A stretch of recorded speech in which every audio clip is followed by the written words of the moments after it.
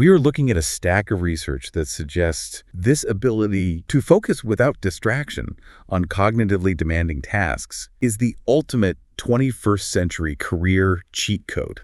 It really is a cheat code. For you listening right now, mastering this specific skill isn't just like a neat little productivity hack.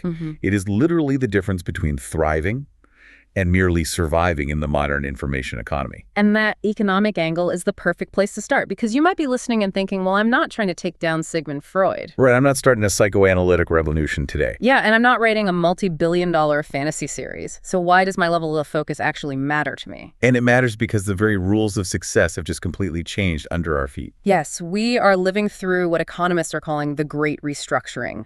Technology is racing ahead, and it's brutally dividing the labor market. I noticed that in the reading.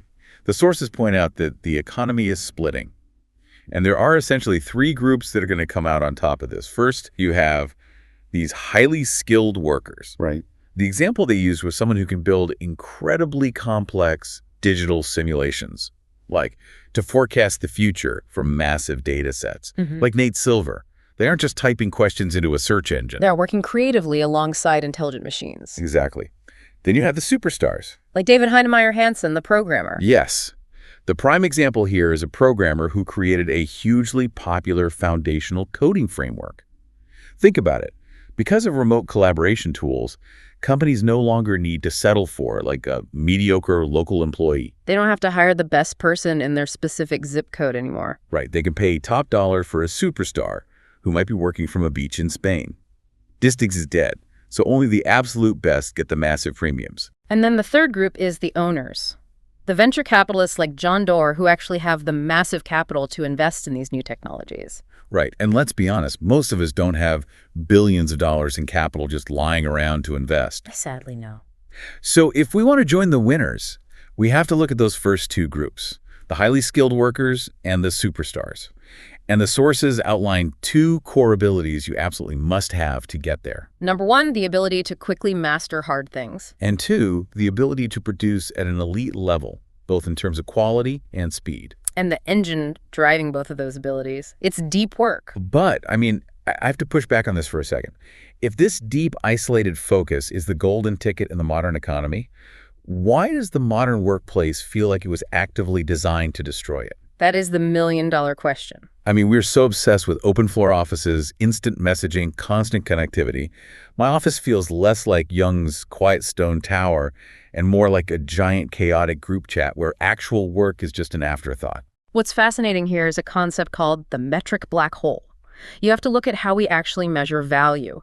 In the industrial age, productivity was brilliantly easy to measure. Right. You literally stood there and counted the physical widgets coming off the assembly line. Exactly.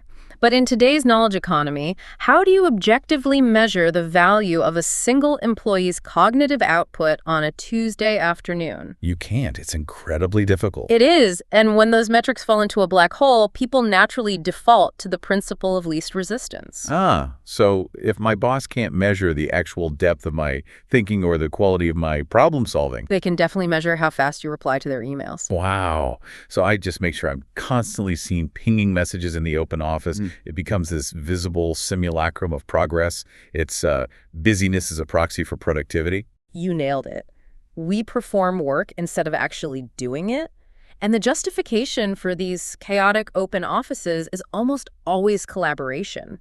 You'll hear leaders like Jack Dorsey, for example, championing open floor plans because they want serendipitous encounters. Right. They want people bumping into each other by the coffee machine and sparking brilliant new ideas. But the sources totally deconstruct that argument. Yeah, I read this part about the hub and spoke model, and it really shifted my perspective on this. The hub and spoke model is vital. Look at MIT's famous Building 20, or Bell Labs, which is literally where the transistor was invented. They did not use modern open-plan offices where everyone is just staring at each other all day. They used long, shared hallways. Right, those are the hubs. Where brilliant scientists would inevitably bump into each other and debate. But those hallways connected to isolated, soundproofed private offices. The spoke. Yes, you need the chaotic hub to encounter the new idea, but you absolutely must retreat to the isolated spoke to actually execute it. Mixing them together in one big open room. just gives you a noisy sludge that achieves neither. Noisy sludge is a great way to put it. Okay, so if the financial and creative upside of this intense focus is so massive, why do we let our work environments look like this? Or better yet, why is it so physically uncomfortable to just sit down and concentrate? Like, what is actually happening in our biology? It comes down to the neuroscience of deliberate practice, specifically a physical substance in your brain called myelin. Myelin. Yeah. Imagine your neurons are like copper wires transmitting electrical signals. Okay. If a copper wire doesn't have rubber insulation around it, the electricity leaks out, the signal degrades, and it's just inefficient. Myelin is that rubber insulation. Oh, interesting. It's a layer of fatty tissue that grows around your neurons, allowing your brain circuits to fire significantly faster and cleaner. The new science of performance basically argues that to be truly elite at any skill is simply to have the neural circuits for that specific skill heavily myelinated. Wait, so it's not just about, like, trying harder.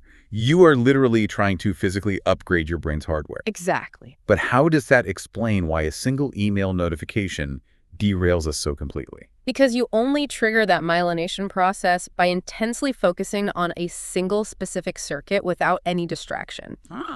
If you're trying to learn a complex new skill, but you have your social media feed open on a second monitor, you are firing too many random circuits haphazardly. You aren't isolating the specific neurons enough to trigger the brain to say, hey, we need to wrap this specific pathway in myelin. That biological reality perfectly sets up this psychological phenomenon the sources talk about from Dr. Sophie Leroy.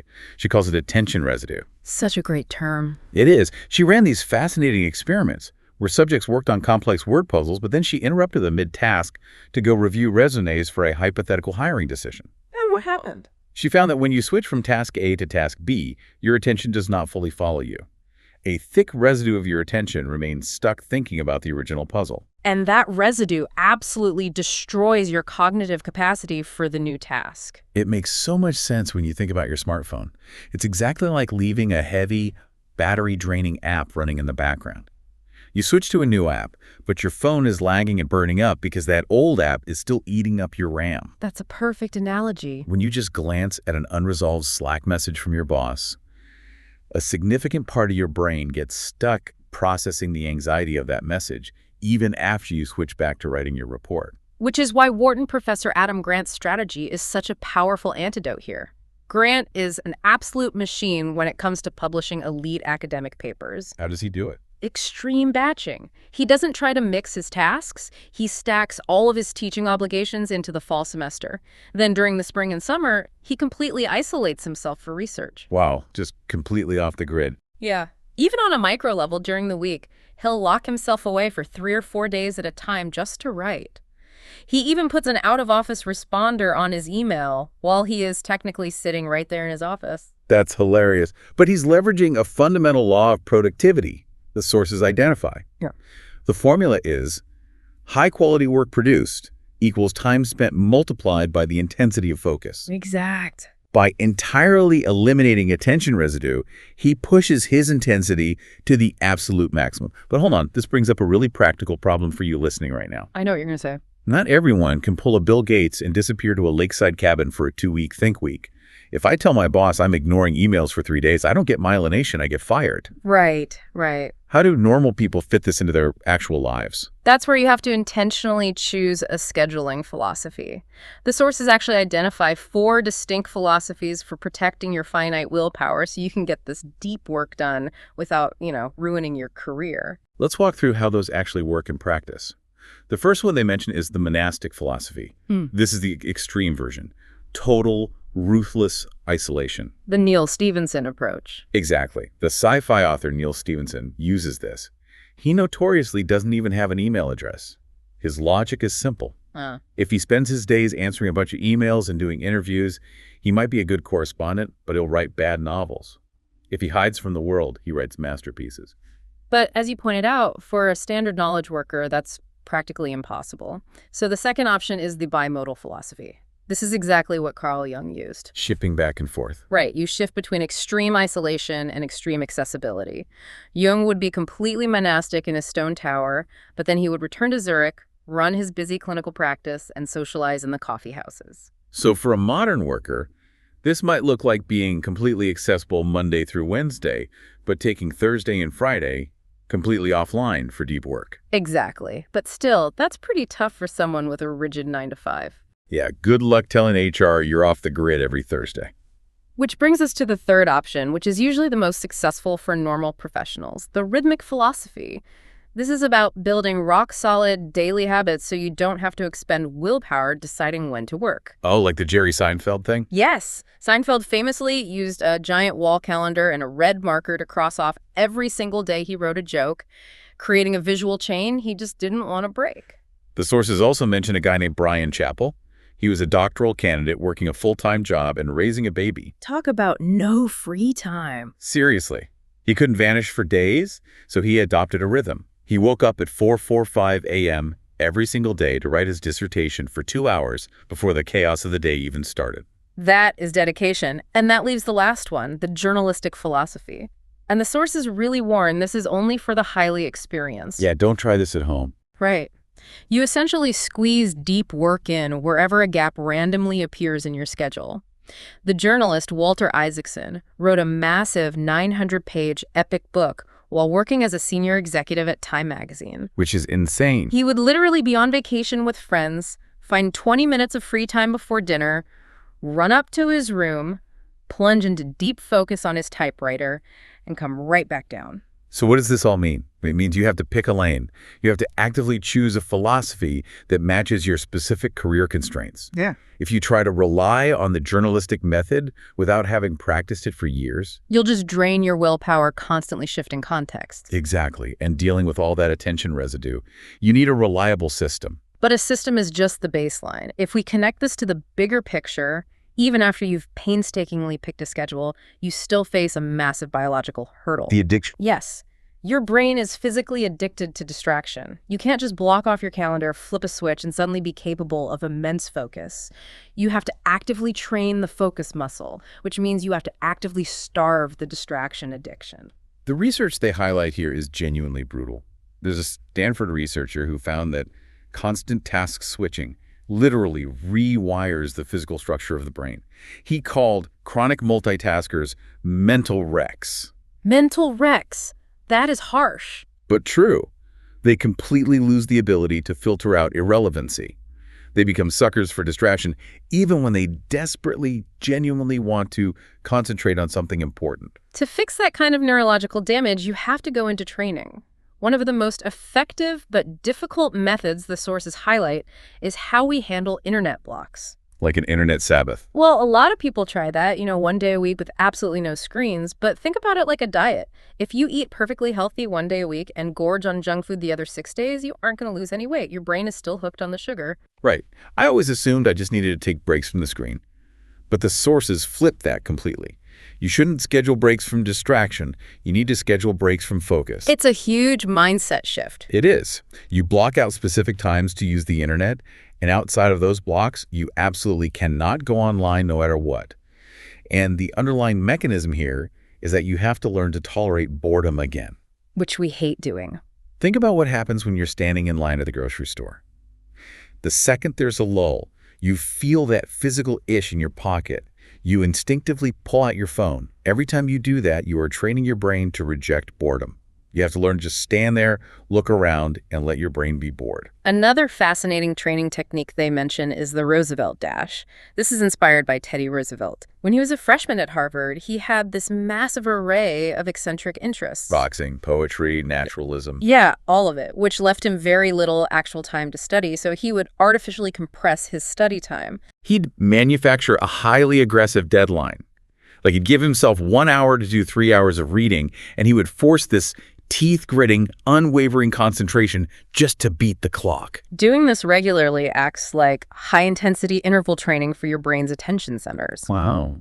You can also utilize productive meditation. This is where you take a mindless physical activity like walking the dog or your morning commute, and you anchor your attention exclusively on a single professional problem. Okay, so no podcast, no music. Right. Just like in traditional mindfulness meditation, when your mind inevitably wanders to like what you're having for dinner, You gently but firmly bring it back to the professional problem. It dramatically strengthens those distraction-resisting muscles over time. The sources even mention extreme memory training. There's a story about a guy named Daniel Kielov who severely struggled with ADD and academic disorganization. He trained himself to memorize a completely shuffled deck of cards. He did this by mentally walking through the rooms of his house and associating each card with an outrageous visual image in each room. The side effect of this intense mental gymnastics, his general ability to concentrate in all areas of life skyrocketed, and he ended up graduating with top academic honors. That is incredible. It is, but here's the reality check.